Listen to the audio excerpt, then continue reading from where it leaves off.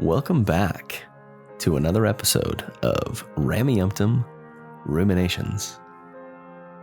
My name is Scott and I'm the host. Today's episode is called 1 Year Later. That's a SpongeBob reference.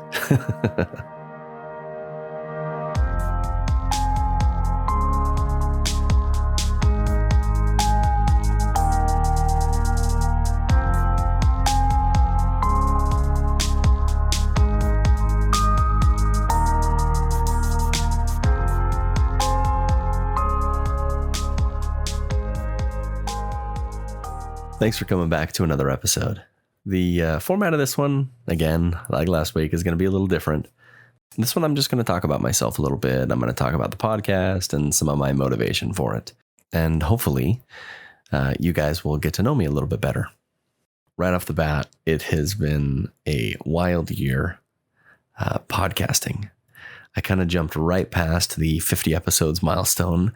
Honestly, didn't give it any thought because I was coming right up on the 1 year mark. But not only did I burn past the 50 episode mark, I cruised right on through my 1 year mark. I said at the very end of the last episode, the reason that I did that was I had some really important interviews. I decided to release the Brian Harris interviews and then the chat with RFM. And they kind of all just happened right around my 1 year mark. So this episode was originally going to post this in the middle of June when I hit that 1 year of podcasting mark. It is crazy to me that I've been doing this for a year. On one hand, it's been a lot of work. Looking back, it just kind of feels like I've just been going, head down and just doing my own thing. I typically do this in my office on my free time after having spent all day thinking about what I want to say while I'm driving for work and such. So before I kick into this, I'll introduce myself a little bit. And I don't think I have done that yet in the podcast. My name is Scott Dyer. I'm from the Pacific Northwest. I was born in the mid-'80s, lived as an active believing member for 30 years, served a mission for the church in Chile, Concepcion Sur, from 2006 to 2008. Although throughout my whole time in the church, I considered myself to be a very active and believing member. Looking back on it now, I have a slightly different perspective, but as I got older, my belief was more and more nuanced with each passing year. I'm a father of 3 kids. They're all very young still. I'm in my mid-30s now. So my kids range from 9 all the way down to 2. So life in my house is quite busy, but it's fun. For me, it's a very stressful time to be a parent. I won't dig into too much about my emotions on the subject, but I struggled with my older kids because I was going through quite a bit of depression and, as I've mentioned before, some suicidal ideation.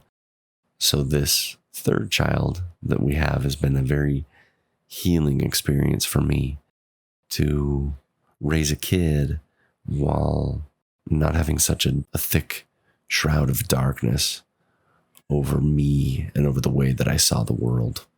Father of 3 kids. They're all named for different deities from the ancient world. I'm coming up on my 13th year of marriage pretty quick here. And so those are just some of the basic things about me.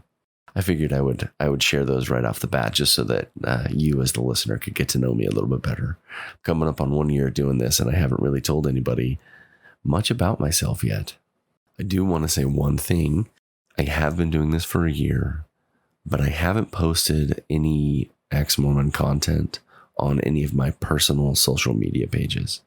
There are so many people that I love who cherish the church and who value its teachings and value what it adds to their life.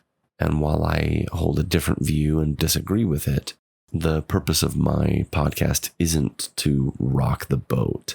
It's not really my personality to be that type of a person.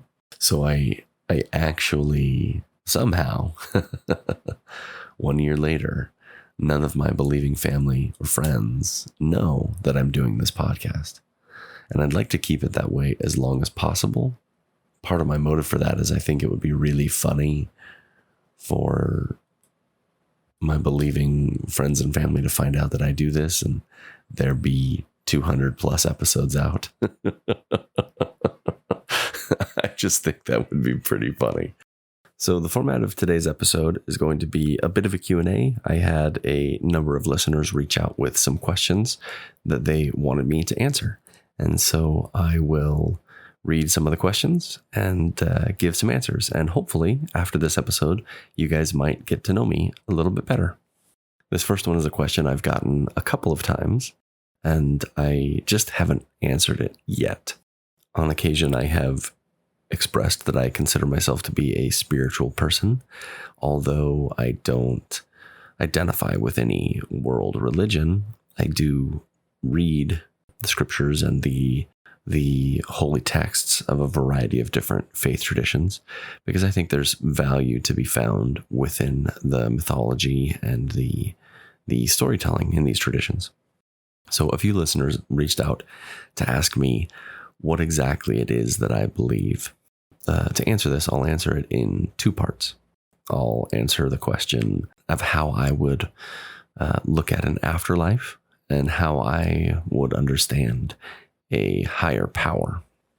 I identify as an agnostic atheist, but those are just words that don't mean a lot. It means that I'm undecided about God. That's about all that it says. I wouldn't say that I'm opposed to the idea of a deity. I don't have a problem with the existence of a higher power. Where I would disagree with world religions today is that the types of deities and gods that are presented by religion don't seem to match up with reality for me. So I don't believe that any of them are it. But I'm not opposed to the idea that a higher power exists. Maybe this is going to go a little bit out there, but if a higher power exists, I don't think that it looks like anything that I've ever been presented with. Perhaps it exists outside of the known universe. Perhaps he, she, or they are greater than our universe, or bigger than it, or just beyond our comprehension. Now, I recognize that H.P. Lovecraft was a racist, but I like the way he presented the elder gods as unknowable. They're so beyond our comprehension that in our existence on this planet, we just can't even comprehend them.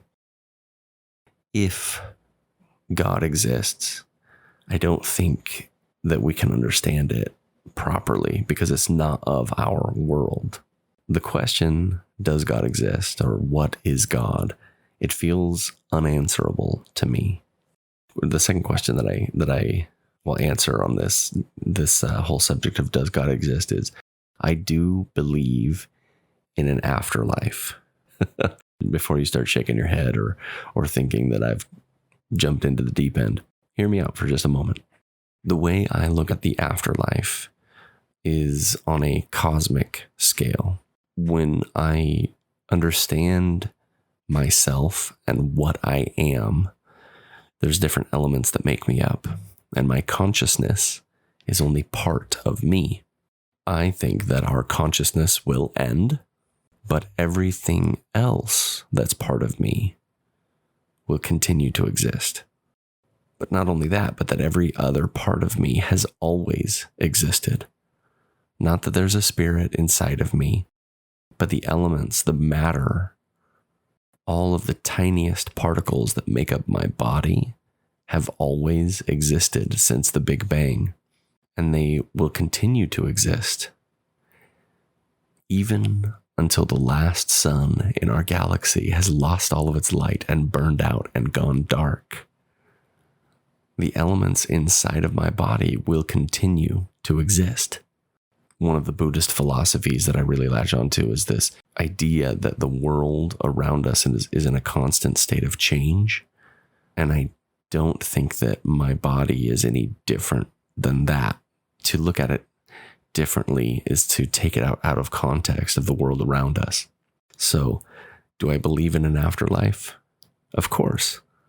My body will be interred or planted underneath a tree, and then the elements inside of me will be used as nutrients for more life. My life will continue on through the various systems around the planet.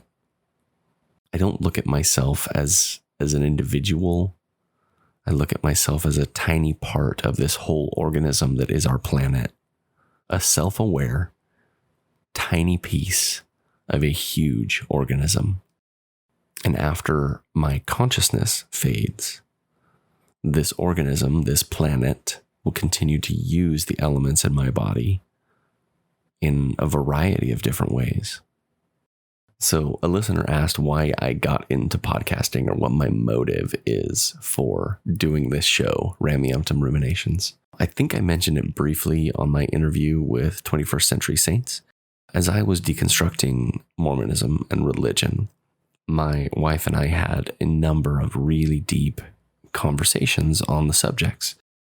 And it was something that I wanted to discuss with regularity, but my wife only wanted to talk about it occasionally. And so there was this disparity in how much focus that each of us wanted to put on these subjects. And it came to a point where she told me that she just didn't want to talk about it anymore for a while.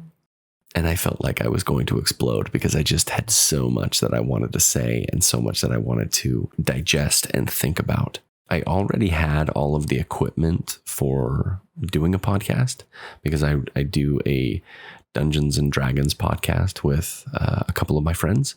It's called 12-Sided Guys. You should go check it out. It's amazing. We have so much fun. So I had all of the equipment, and the idea just came to me that if I couldn't talk to my wife, I could just do it as a podcast. I didn't know that I would actually have anybody listening to me. At that point, I hadn't gotten in touch with Bill Reel yet to become part of this brand. I'd had a name and I'd recorded a couple of episodes, but I didn't really do anything with them other than share them with a few of my ex-Mormon friends.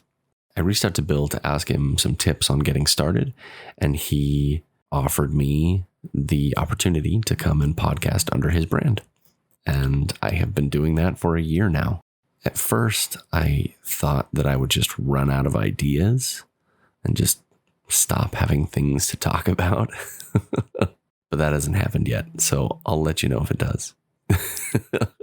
I had a listener, Kimberly.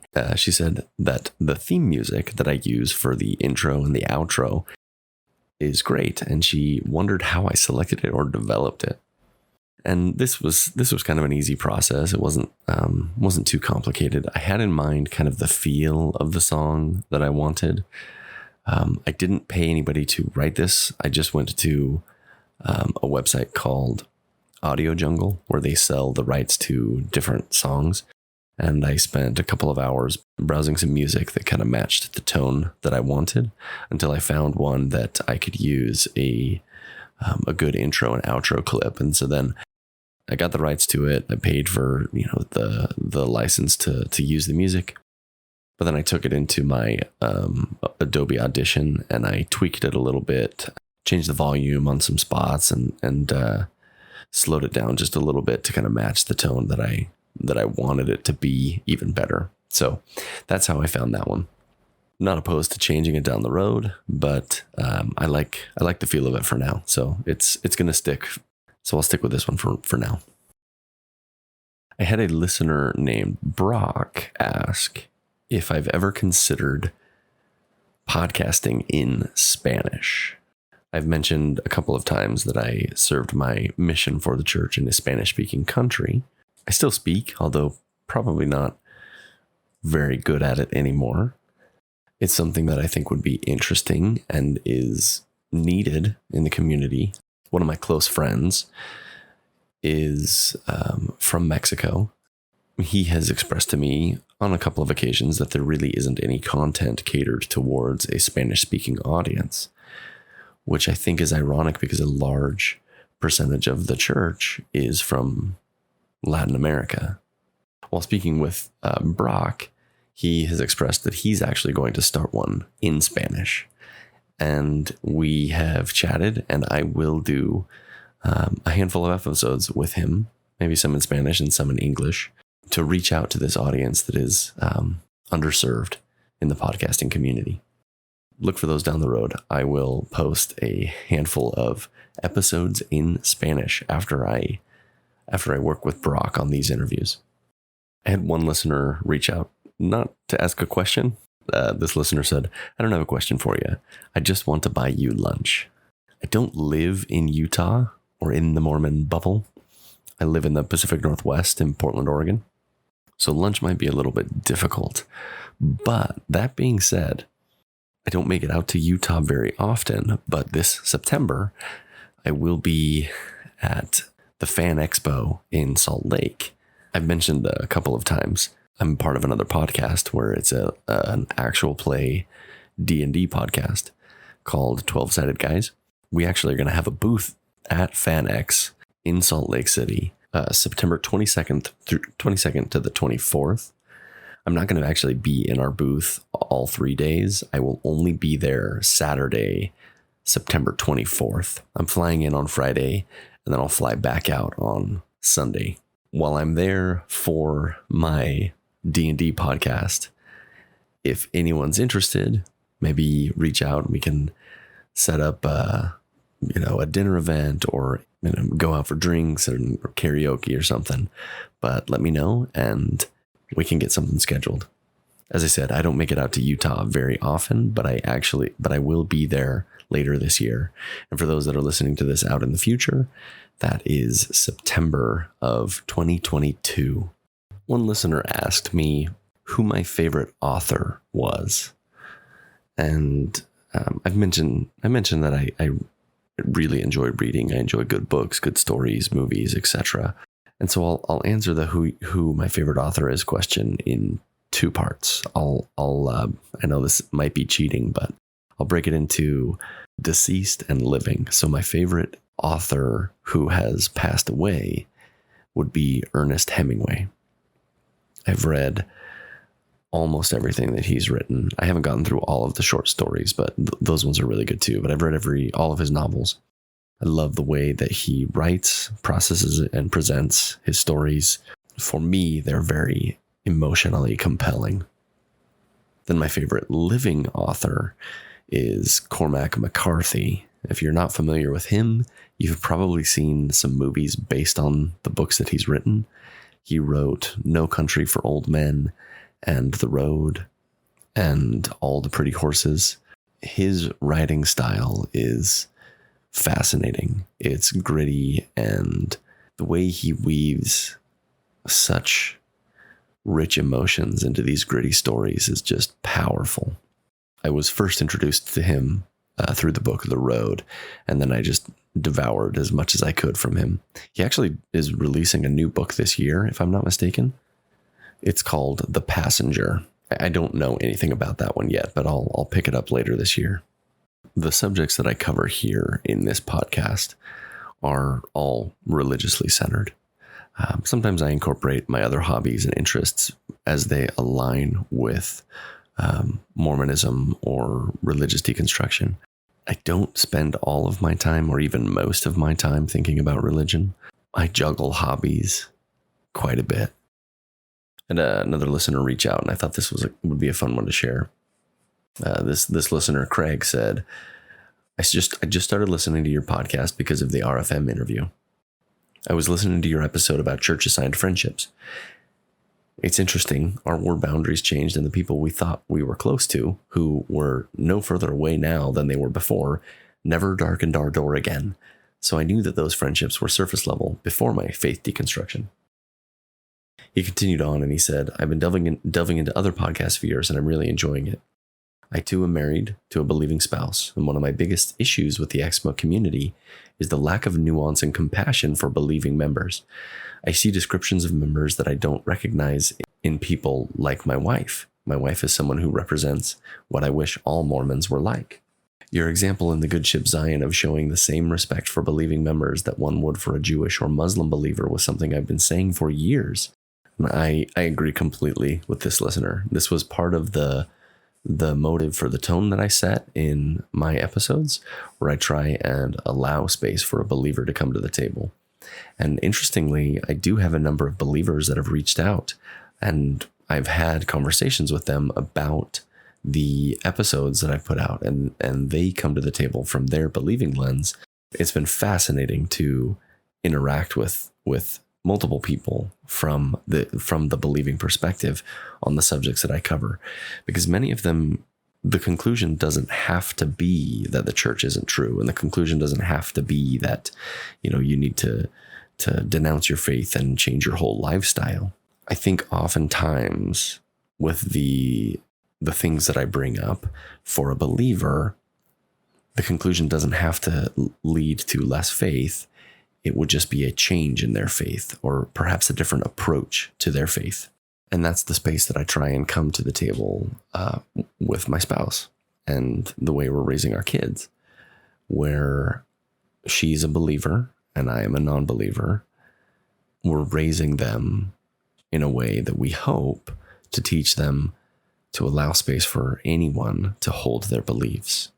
I think the exception that we would put on this is to, as long as these beliefs don't cause harm to other people in the world. So I'll also echo what this listener, Craig, has said about his spouse with my own wife. She is a wonderful example of a believer that allows space for other people to live their lives however makes them happy. The way that she practices her faith is the way that I, as an agnostic atheist, would envision a much better version of Christianity. And I respect her for that. And I hold space for her to have those beliefs and those values. That doesn't mean it isn't hard. That doesn't mean that she and I don't have disagreements about it. But we both try to come to the table with compassion. And I have tried to implement that same compassion in the way I approach this podcast. So I know I've gotten an influx of new listeners from the last couple of weeks, both with my chats with RFM on Under the Banner of Heaven, and then also on Keep Sweet, Pray and Obey. But then also I've got an infusion of new listeners because of my interviews with Brian Harris. All of these episodes for the last 5 or 6 weeks have been phenomenal. They have been so much fun to produce and to publish. Interacting with the listeners on the various website, on YouTube and on Facebook, has been a lot of fun for me. That's one of my favorite parts about doing this, is getting to interact with the listeners. For those that are new, this episode is a little bit more similar to what my typical content is, where it's just me, a talking head, spouting off my thoughts and my ideas, sometimes just my questions and my ruminations on a subject. I do have some great stuff coming up. I just recorded the next part of the No Man Knows My History review with Julia from Analyzing Mormonism. So that'll come out in a week or two. I've got a lot more to cover. There's a lot of fun stuff coming down the road. I know I keep mentioning it. I think I mentioned that I was working on this back in December, but I've got a series on the devil that I want to produce, or that I want to put together. I've been reading a couple of books about the theology around him and how it evolved. So those ones are going to be a lot of fun. What I'll typically do, again, this is just for the listeners that might be new to the podcast after some of my recent episodes. What I'll typically do is I'll present a problem, or I'll present a situation, talk about a subject, and then do an episode or two of follow-up about some of the implications of what we learned from the first or second parts. I do plan on doing something similar on the subject of the interviews with Brian Harris. I want to talk about what implications these surveys have on the subject of revelation, or maybe more specifically, what the church teaches about Revelation in contrast to the way it works behind the scenes. I think there's a lot of stuff that goes into that. Lots of good content coming down the road. If this is content that you enjoy, I would greatly appreciate you sending a like, subscribing to it on whatever feed you're listening to it. Share it with a friend, and reach out to me. Let me know what you think. Wherever you find yourself out there today, taking a nap on a warm afternoon in the sun, watching the stars in the evening. I know it wasn't a big meteor shower, but we went camping over the weekend with some friends, and the Pegasus meteor shower was going on. Again, it's not a really big one, but I did see one shooting star. Anyway, so if you find yourself out there looking at the stars, wherever you are, I hope that you have an excellent day.